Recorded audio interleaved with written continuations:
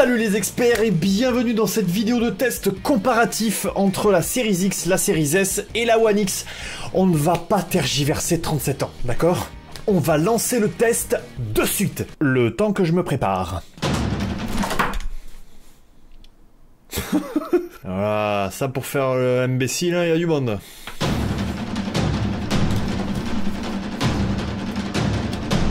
Bon, mais c'est bien joli les tests, mais avant de les faire, en fait, j'ai 2-3 petites choses à vous dire quand même. Quelqu'un dans les commentaires m'avait déjà demandé dans une précédente vidéo de vous faire un topo en gros sur tous ces termes un peu barbares en anglais, comme le variable rate shading, le variable refresh rate, le quick resume, etc., etc. Ce sont tout simplement des technologies qu'on va voir se démocratiser dans le jeu vidéo et ailleurs, j'imagine, pour des rendus toujours plus beaux, toujours plus réalistes. Donc ça c'est important de le savoir, mais on va commencer d'abord par expliquer ce que c'est que le ray tracing. On l'avait déjà fait dans une précédente vidéo que je vous invite à aller voir vivement. Et donc le ray tracing, pour faire simple, c'est une simulation ultra réaliste de la lumière. Des effets de lumière, des ombres, des reflets. En gros, ça va reproduire quasi à l'identique le parcours que la lumière effectue dans la vraie vie. Toujours avec cet objectif que le jeu soit plus réaliste, plus immersif. Le variable refresh rate, comme son nom l'indique, c'est une technologie qui vise à faire varier le taux de rafraîchissement de l'écran en fonction du nombre d'images secondes qui est envoyé par votre console. C'est-à-dire en admettant que votre console envoie du 120 images secondes, comme c'est le cas pour la Series X et la Series S. Si vous avez un écran calibré à 120 Hz, il va afficher 120 images par seconde. Mais il se peut que votre console n'affiche pas 120 images secondes tout le temps, en permanence, pas sur tous les jeux, et ça peut donner lieu à des sortes d'aberrations à l'image. Donc l'idée avec le variable rate shading, c'est de faire varier ce taux de rafraîchissement en fonction du nombre d'images qu'envoie la console. Comme ça, les deux sont calibrés sur le même nombre d'images secondes, et donc l'écran va envoyer le bon taux de rafraîchissement, celui qui correspond à la console. Et pour finir, on va parler du variable rate shading. Le variable rate shading, donc, c'est une technologie qui vise à réduire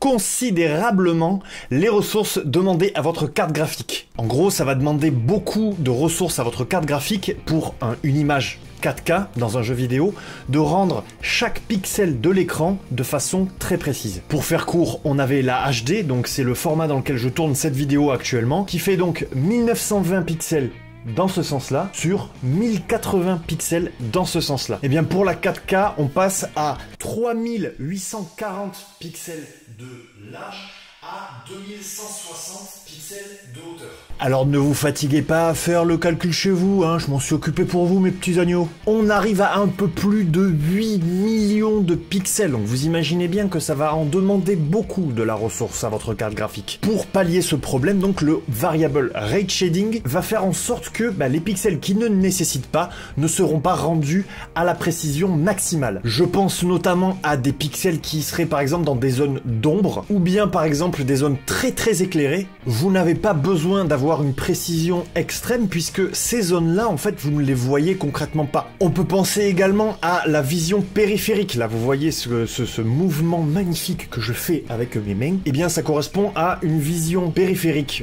donc du joueur qui ne nécessitera pas non plus un rendu extrêmement précis étant donné que ce n'est pas là que l'œil va se concentrer. C'est une technique qui a été adoptée de la VR, en fait, adoptée mais adaptée de la VR et toujours dans l'optique d'optimiser, bien sûr, les ressources de la carte graphique. En gros, on utilise la puissance de façon plus précise. Et ce sera le même combat pour des flous de mouvement par exemple. Ça va être le cas par exemple sur un FPS où les flous de mouvement sont quasi constants. En fait, quand vous bougez beaucoup, il y a du flou de mouvement. Et donc, on n'a pas besoin d'avoir un rendu précis des zones justement qui sont dans ce flot de mouvement. Donc tout ça en fait va faire en sorte que les rendus vont être optimaux pour les zones qui le nécessitent et seront un peu moins précis pour les zones qui ne le nécessitent pas. Utilisez la puissance, mais de manière efficace. Ce sont des technologies embarquées dans les deux consoles, donc la Series S et la Series X, qui font que les jeux qu'on va avoir sur ces consoles-là vont pouvoir tourner en 4K 120 FPS pour la Series X et 2K 120 FPS pour la Series S. Le temps est à présent venu de tester tout ça et de comparer les temps de chargement. Alors j'ai synchronisé les 3 consoles sur le bruit du carillon, ce bruit là, pour voir à quelle vitesse elles s'allument. Bon bah on constate que la série X et la série S sont synchrones, elles s'allument toutes les deux à la même vitesse, et on commence tout de suite avec l'ouverture d'un premier jeu, Forza Horizon 4. Pour ceux qui connaissent, c'est un jeu qui met quand même un certain temps à s'ouvrir, et bien sachez que là, sur série X et série S, entre le moment où je clique sur l'icône et le moment où j'arrive dans le menu principal, il s'écoule 18 secondes seulement. Constatez que la One X est encore en train de s'allumer. Suite à quoi, entre le moment où j'appuie sur A pour démarrer sur Xbox Series X et Xbox Series S, et le moment où je commence à jouer, il s'écoule environ 35 secondes. Pendant ce temps-là sur One X, on en est encore à l'initialisation du jeu. Bon, j'allais pas tout vous laisser en temps réel, mais croyez-moi sur parole, c'est vraiment bluffant. Donc là, ce que j'ai fait, c'est que j'ai décidé de basculer sur un autre jeu de type The Witcher 3 pour voir à quelle vitesse il se lançait.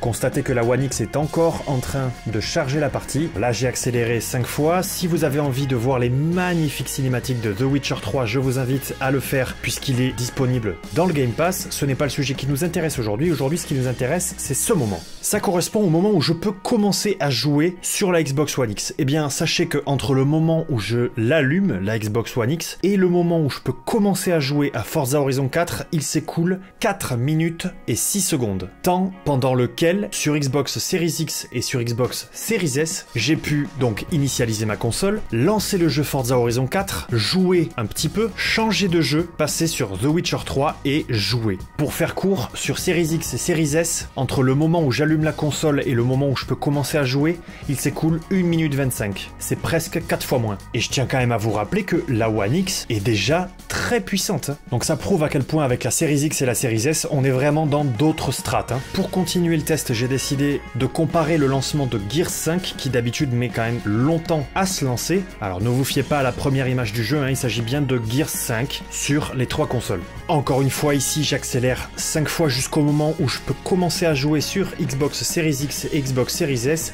Sachez que entre le moment où je clique sur l'icône du jeu et le moment où je peux commencer à jouer, c'est-à-dire que je paramètre la partie etc comme vous le voyez à l'instant, eh bien il se passe 1 minute 45 pour Series X, 1 minute 46 sur Series S. Ça se joue à 1 seconde, c'est vraiment minime. Ensuite, j'ai voulu faire le test sur Series S de changer de jeu et je voulais passer à The Witcher 3. Alors je vous laisse la Xbox One X en fond pour que vous vous ennuyez pas, mais vous allez voir, je mets littéralement 16 secondes à changer de jeu et ça c'est dû au Quick Resume. Vous voyez l'icône en haut à droite qui s'affiche.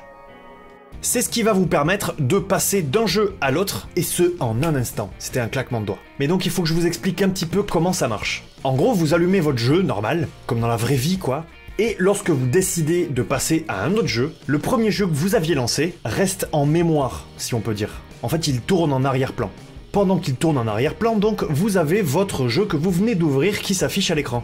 Et ça, vous pouvez le faire avec plusieurs jeux. Mais on peut pas faire ça à l'infini. En fait, le fait de faire tourner un jeu en arrière-plan, ça fait beaucoup travailler le processeur, et ça c'est normal. Et donc, le nombre de jeux que vous allez pouvoir ouvrir avec le Quick Resume dépend en gros de comment le jeu va impacter le processeur. Personnellement, cette fonctionnalité, j'ai pas vraiment l'utilité, mais j'ai réussi à pousser jusqu'à 4 jeux, à savoir Goner, Gears 5,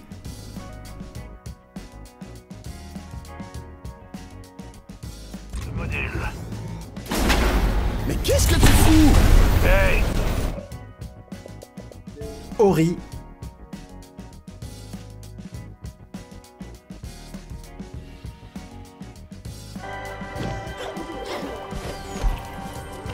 et Ark. Certains sont arrivés à faire monter la jauge un peu plus haut, mais gardez simplement en tête que le nombre de jeux ouverts simultanément dépendra des types de jeux que vous ouvrirez. Pour en terminer avec ce test, je voulais juste faire un dernier point sur The Outer Worlds. C'est un jeu que j'aime beaucoup, que je vous conseille, qui est plein d'humour, mais je trouvais que parfois les temps de chargement étaient un peu longs, et bon, sans aller jusqu'à dire que ça me sortait du jeu, j'avoue que ça avait tendance à le rendre un peu plus lent. Eh bien, je l'ai recommencé sur Series S et je dois admettre que je le redécouvre en fait, parce que les temps de chargement in-game, comme vous pouvez le voir à l'instant, sont vraiment minimes et ça a tendance à rendre le jeu beaucoup plus vif, beaucoup plus tonique. À titre d'information, un simple passage de porte sur One X prenait 25 secondes, alors que sur Series X et Series S, il prend 4 secondes. Et pour terminer, je voudrais quand même vous rappeler qu'il s'agit de jeux qui ne sont pas encore optimisés pour Series X ou Series S. Ce sont des jeux d'Xbox One auxquels je joue sur Series X et Series S. À mon avis, pour des jeux optimisés Series X et Series S, eh bien il est très probable qu'on voit des temps de chargement encore réduits.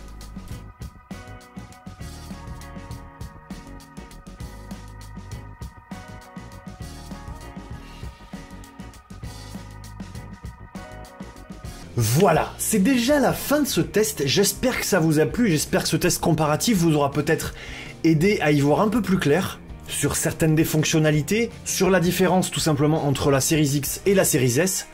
Il n'y en a pas. Peut-être que la Series S vous a conquis et j'en suis très content parce que je l'aime beaucoup cette console. Quoi qu'il en soit, n'hésitez pas à liker, partager cette vidéo si ça vous a plu. N'hésitez pas à venir nous poser quelques questions dans les commentaires, sait-on jamais, peut-être que vous en avez encore sur différentes fonctionnalités des Series X et Series S. On se fera une joie d'y répondre.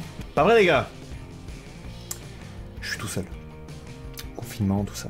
Concernant le confinement justement, prenez soin de vous, prenez soin des autres, respectez bien les règles de sécurité, on ne le dira jamais assez, je sais, c'est dur, c'est pénible, mais il faut le faire, on est tous ensemble. En tout cas, j'espère que cette vidéo vous aura au moins un petit peu redonné le sourire, et je vous dis à très bientôt dans une nouvelle vidéo les experts.